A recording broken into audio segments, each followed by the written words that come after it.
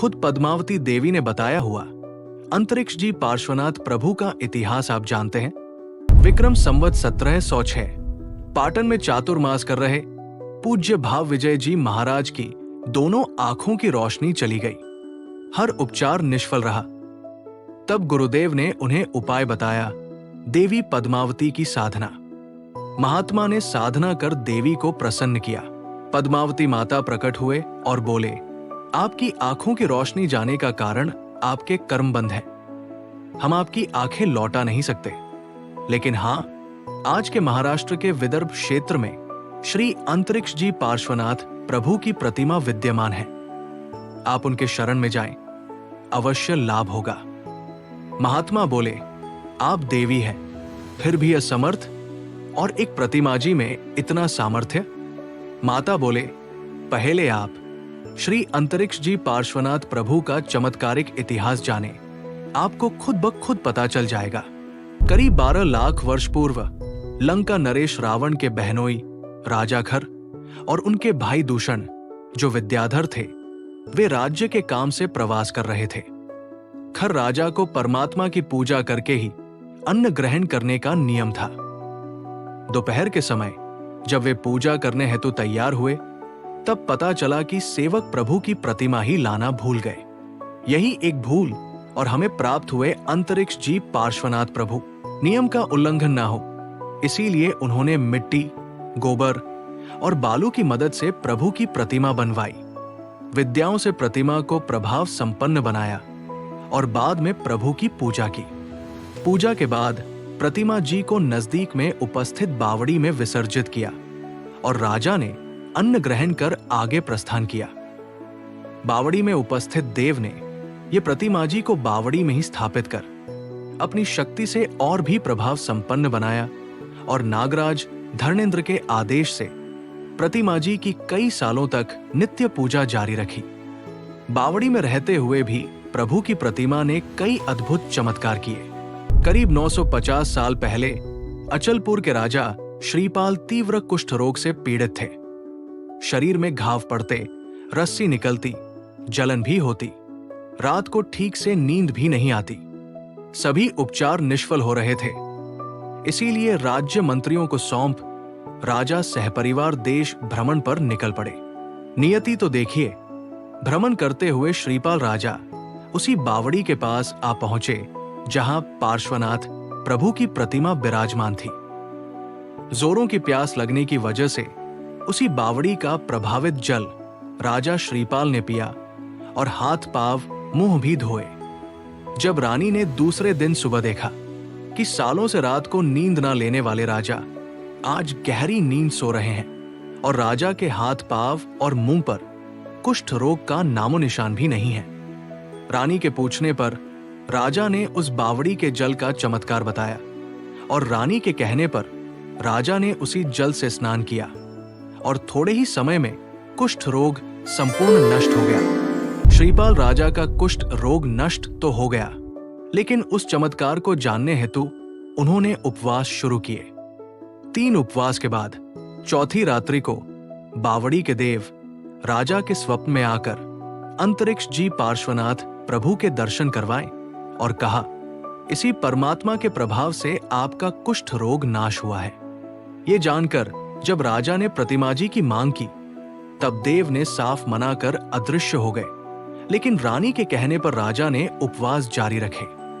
7 उपवास के बाद 8वीं रात नागराज धर्मेंद्र खुद प्रकट हुए और श्रीपाल राजा को कहा, आप जिद मत कीजिए, आप चाहे तो मैं भौतिक सुख की कोई भी चीज दे सकता हूं, लेकिन प्रतिमा जी नहीं।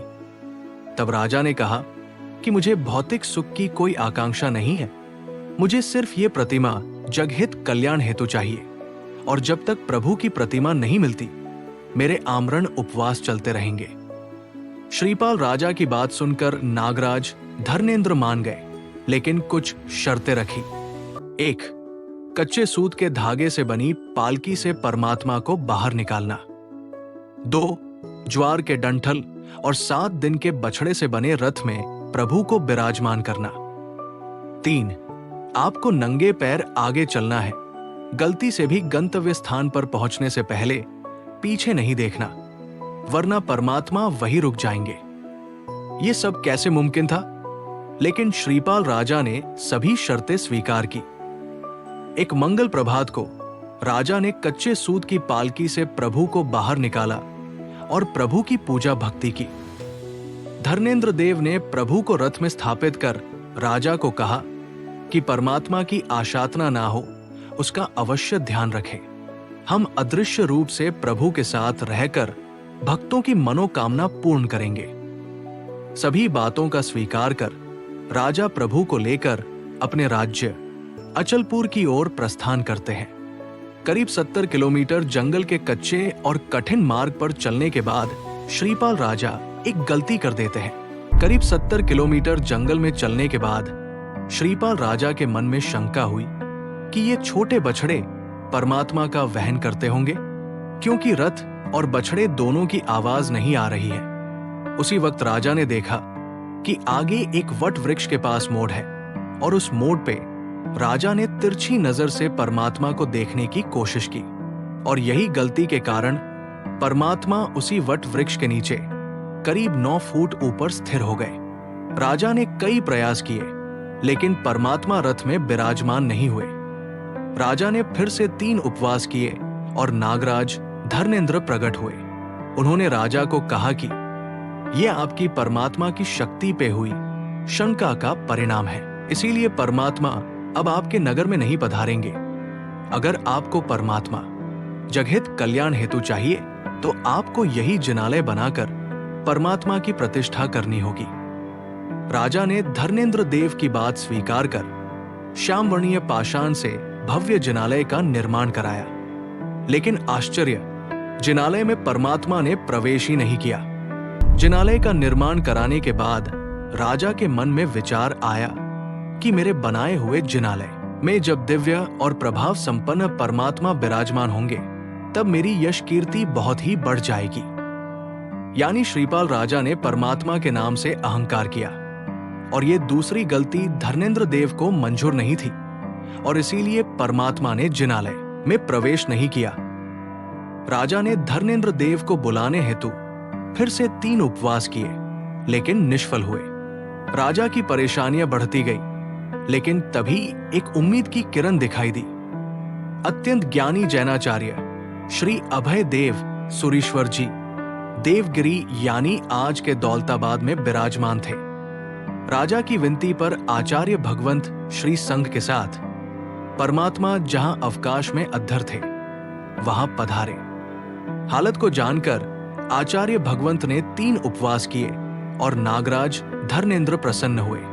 जब आचार्य भगवंत ने परमात्मा के प्रवेश के बारे में पूछा तब धर्मेंद्र देव ने राजा की गलतियां बताई, लेकिन साथ ही कहा कि अभी भी एक मार्ग है जिससे परमात्मा का प्रवेश हो सकता है। धर्मेंद्र देव ने कहा, अगर आप परमात्मा को प्रतिष्ठित करना चाहते हो तो एक और जिनालय सभी के सहयोग से बनाओ जिसमें परमात्मा का प्रवेश शक्य होगा।